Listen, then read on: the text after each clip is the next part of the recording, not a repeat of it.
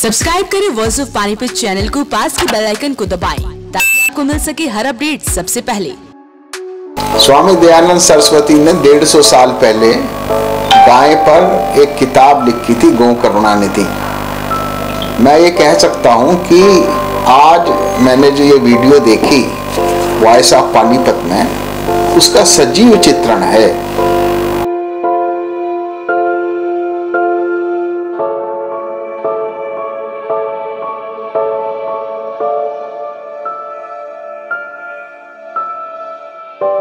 ऐसा सरकार को चाहिए इनके लिए कोई अच्छी सी व्यवस्था करे, क्योंकि गाय जो है ना हमारे सबके लिए, हिंदुओं के लिए पूजनीय है, तो हम लोग उसकी पूजा अर्चना करते हैं।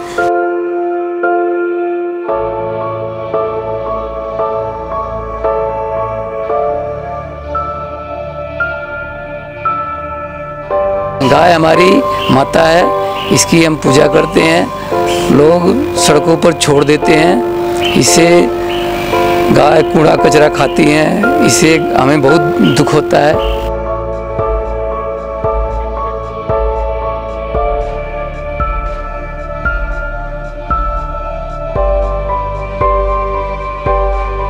ये जो वॉइस ऑफ पानीपत ने जो गौ माता के लिए जो स्टोरी बनाई है, यह बहुत ही निर्मम स्टोरी है।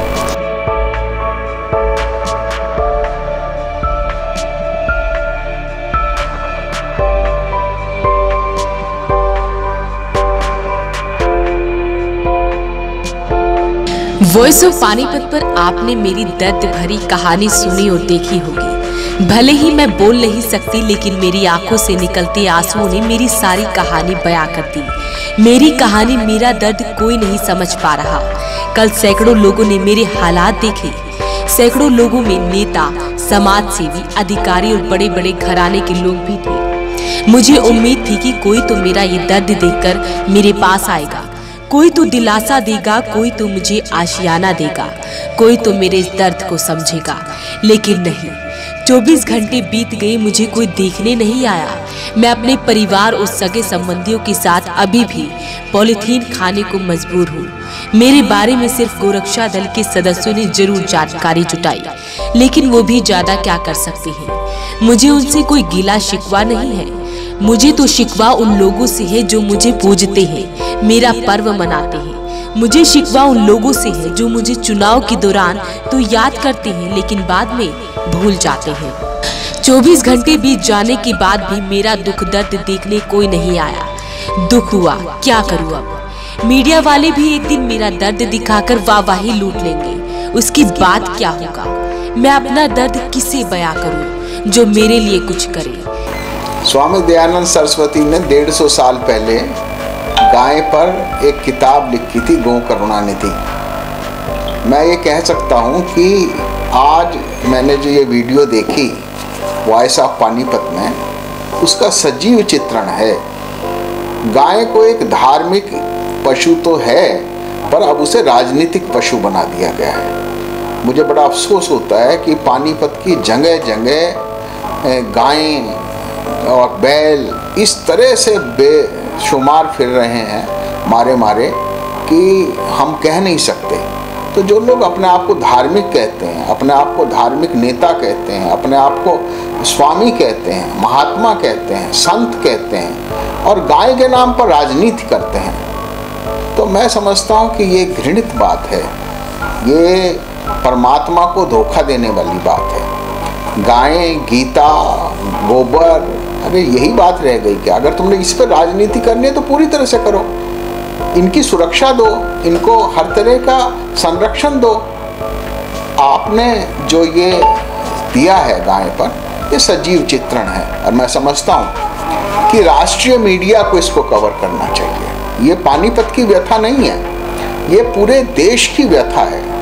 उत्तर प्रदेश के अंदर तो एक चुनावी मुद्दा है ये, कि गाय आ रही है और वो फसल उजाड़ रही है। मैं तो कहूँ, वो फसल क्यों उजाड़ रही है, या यहाँ ये पॉलीथीन में मुंह क्यों मार रही है। क्योंकि एक भी जगह नहीं है। गौशाला में अगर कोई गाय को छोड़ने जाता है तो वो अपनी शर्तें लगा देते हैं, और गायें, बछड़े, बैल इस कदर हमारे शहर के चौके उस पर हैं, लोगों ने उनके राजनीतिक नाम रख दिए हैं। लोग उसको कोई तो माननीय प्रधानमंत्री जी के नाम पर बुलाता है और कोई माननीय मुख्यमंत्री जी के नाम पर बुलाता है। तो मैं ये समझता हूँ कि राजनीति चुनाव का एक अंग है, पर गाय को राजनीति का अंग ना बनाइए, गाय की सेवा कीजिए, तब कहा जाएगा देश धर्म का नाता है, गाय हमारी माता है। जो मैंने खबर देखी है वॉइस ऑफ पानीपत पे, वो बिल्कुल रियल खबर है। गौ माता की दुर्गति बहुत सालों से हो रही है और सब राजनीतिक स्तर पे या कोई जो भी इसने गौशालाएँ खोल रखी है, सब इनका जो ना सिर्फ अपना आर्थिक रूप से इनका फ़ायदा लेते हैं। गौ माता अभी भी सड़कों में घूमती है।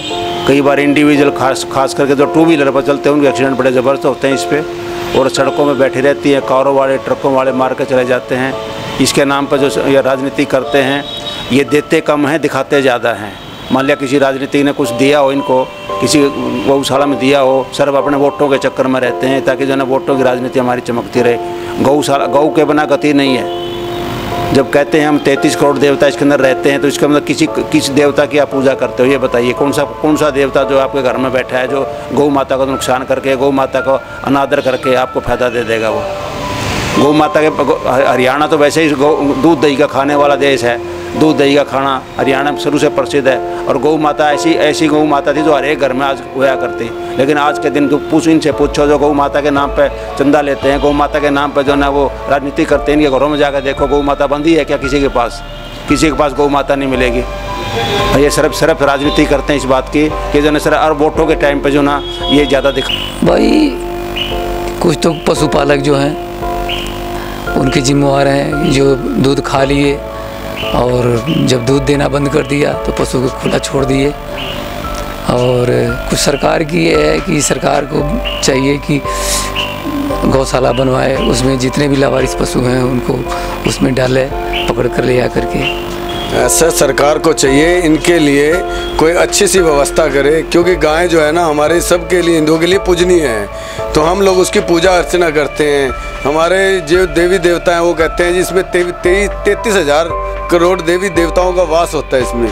तो इसलिए हमें चाहिए कि इनके लिए सरकार को कोई अच्छा सा स्थान दे और इनकी पूजा हो, ताकि लोगों को ये है कि रोड पे रहती हैं, रोज़ बाइकें से लोग गिरते हैं, रोज़ फिर सरकार को कोसते हैं। इससे अच्छा है कि सरकार को इसकी तरफ ज़्यादा से ज़्यादा ध्यान देना चाहिए। नहीं, ऐसा है, सरकार का ध्यान इनकी तरफ है भी, मगर क्या है कि जितना फोकस होना चाहिए उतना नहीं है। कि देखो जी, अब गाय को हमने अगर अच्छी तरह इसका पालन पोषण करना है तो कहीं ना कहीं गौशाला कोई अच्छी व्यवस्था, कोई जैसे शहर से थोड़ा बाहर कोई अच्छा एरिया दे दिया जाए जहाँ पे इसकी गायों का पालन पोषण हो। ये पन्नी वगैरह यहाँ पे देखते हैं कचरा वगैरह खाती रहती हैं, वो चीज़ों से बचाव हो इनका। ये जो वॉइस ऑफ पानीपत ने जो गौ माता के लिए जो स्टोरी बनाई है, यह बहुत ही निर्मम स्टोरी है। गौ माता को हमारे शास्त्रों में भी बहुत पूजा जाता था, लेकिन आज वही गौ माता जिसका हम दूध पीकर बड़े होते थे, हम अपने पाठ्यक्रमों में विद्यालयों में पढ़ते थे गौ हमारी माता है, आज वही गौ माता दर दर भटकने के लिए, पॉलीथीन खाने के लिए मजबूर हो रही है। बहुत से लोग इसके लिए प्रयास भी हैं, गौ रक्षा के लिए बहुत सारे कानून भी बनाए गए हैं, लेकिन फिर भी हर आदमी अपने आप को असहाय पाता है। इसके लिए मैं आपके चैनल के माध्यम से अपील भी करना चाहूँगा, चाहे वो गौ सेवक हैं, चाहे वो आम जनता है, गौ माता एक अमूल्य धन है। यदि आप इसके बारे में डीपली जानना चाहते हैं, विस्तार से जानना चाहते हैं, तो आदरणीय स्वर्गीय राजीव भाई दीक्षित जी को जरूर सुने नेट पर। उन्होंने एक सुप्रीम कोर्ट में केस भी लड़ा था कि ये जो कसाई गाय को उठाकर ले जाते हैं, उसको मारने से तुम्हारा इसका मांस कितने का बिकता होगा, और इसका मूत्र और गोबर का यदि सदुपयोग किया जाए तो वो कितने का बिकता है। तो लोगों को इसके बारे में जानकारी बहुत कम है। एक धूमकेतु नाड़ी जो हमारी सिर्फ गौ माता में ही होती है, गौ माता के ऊपर हाथ फेरने से ही कैंसर जैसे रोग सही हो जाते हैं। बहुत सारी विज्ञान में भी इसको जननी का प्रारूप बताया है, तो मैं तो ये कहूँगा, हमारी जो गौ माता, जो इससे गौ समिति में हमारे कुछ उद्योगपति भी जुड़े हुए हैं बड़े बड़े, और उनको भी कुछ ना कुछ गायें गोद ले लेनी चाहिए और एक कंपेनिंग चला करके कुछ ना कुछ गौ माता के लिए कुछ एकत्रित किया जाए, जो शाम को वहाँ पर गौ माता के लिए चारा उपलब्ध करवाया जा सके। मुझे पूर्व मेयर भूपेंद्र सिंह की याद आई। मुझे याद आया कि जब वो पार्षद थे तो अपने काम करवाने के लिए तरह तरह के तरीके निकालते थे। कभी खंबे पर चढ़ जाते थे तो कभी वार्ड में सफाई करवाने के लिए कूड़ा पॉलिथीन में भरकर निगम की टेबल पर रखाते थे। कभी निगम की अर्थी निकालकर बैंडबाजी के साथ पूरे शहर का चक्कर लगाकर अधिकारियों को लताड़ते थे, तो कभी सीएम साहब का कटआउट लेकर निगम के सामने बैठ जाते थे। कभी खुद ही सफाई करने लग जाते थे तो कभी कमिश्नर चौक बनाकर अपना काम निकलवाते थे। पार्कों के ऊपर लगे करोड़ों रुपए का भी टेंडर खुद संभालते थे। करोड़ों रुपए कूड़े के नाम पर बर्बाद करने का मुद्दा भी पूर्व मेयर साहब खूब उठाते रहे हैं। आवारा पशुओं की चिंता भी खूब करते हैं साहब। सुअरों की आवाज भी इन्होंने खूब उठाई, तो कभी किसी पशु के गले में घंटी बांधकर अधिकारियों को चिताया। एक बार तो भूपेंद्र ने चुनावी मुद्दों का पर्चा छपवाकर नेताओं को कटघरे में खड़ा कर दिया। इनके इन कामों से या तो अधिकारी 2 घंटे पहले ही काम शुरू कर देते थे या समय देकर काम पूरा करते थे। अब मैं इनके पास पहुंची हूँ। इन्होंने मुझे आश्वासन दिया है कि हाउस की मीटिंग में ये बात जरूर रखेंगे। नहीं, मैं आपको ये कह रहा हूँ कि यहाँ पर कम से कम भी 2500 से प्लस ऐसे बेसहारा जानवर जिनके अंदर नंदी हैं या गाय हैं, तो वो आपको जीटी रोड पे जब हम मेयर बने थे, जीटी रोड पे लाइन लगी होती थी। लेकिन उन 2500 के अंदर रोज़ के हम 10-10, 15-15 उठा रहे हैं। आज आपको पूरे जीटी रोड पे कहीं भी बेसहारा जानवर नहीं मिलेंगे।